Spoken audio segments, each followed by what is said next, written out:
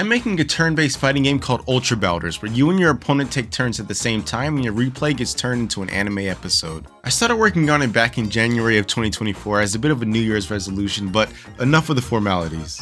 We need to get down to the brass tacks. This is the 7th video in the Ultra Bouters devlog, and if you're watching them in order, there has been a lot of progress since the last one. Let's get into it. Long story short, I was actively developing the game while making those devlogs. But Google alerted me that I had 30 days to release Ultra Bouters, or else they were going to delete all of the wishlist that I had collected. So I had to buckle down and get the job done, which meant that I stopped spending time making these devlogs. But that was a few months ago, and I have a lot of updates to share with you. Update number 1. I'm going to start off with probably the most important update. The game is out now and you can play it today on both Android and iOS. Update number 2. Since the last devlog, I've made an official stage. Before, I was using a store asset that had a lot of bloat and it really didn't run well on mobile. But I made this new stage inspired by the classic Meadows fights. I personally think it looks absolutely amazing, but I am running into some issues with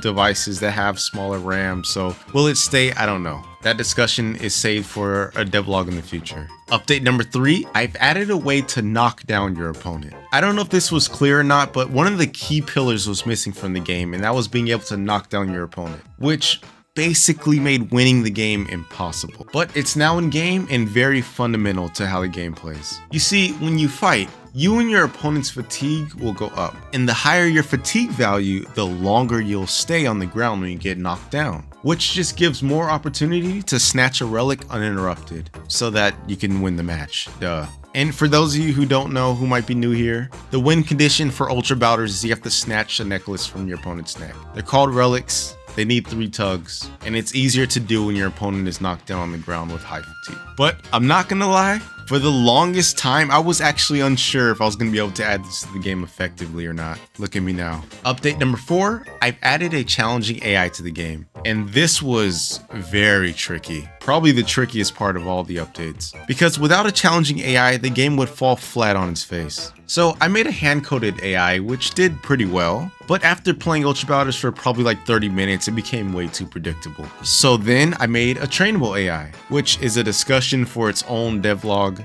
But basically, it gave AI more ability and freedom to be creative, and after training, could provide a good enough challenge. It's still not perfect, so expect more from this to come in the future. Update number 5, I've added a few particles, which due to making my own custom physics engine, it was quite the challenge. But the system is now in place, so that's good news. I just have to work on expanding it. Update number 6, I've added account registration, a shopping mall, and an inventory. And this is the update I'm probably the most excited about. I mean, who doesn't love to collect items? And there's just something about that sense of ownership that really starts to make it feel like a game for some reason. The mall is basically a rotating carousel of items that displays 3 at a time using random colors. And this too is deserving of its own devlog. I would love to go into how this system works. And of course, naturally, to go with this, I have an inventory in which you can view all the items that you own, and of course an account that stores all that information. Oh yeah, and an equipping feature. You can also equip the items that you own too.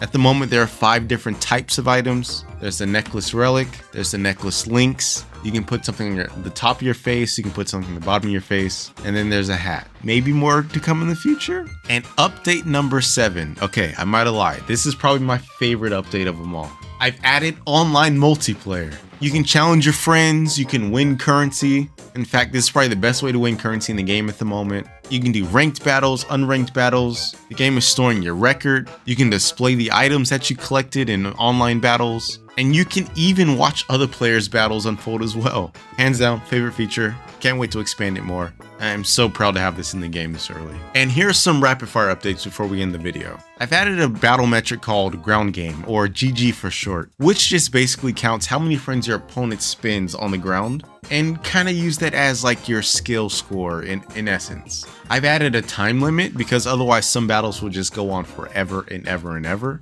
especially if you don't know how to play.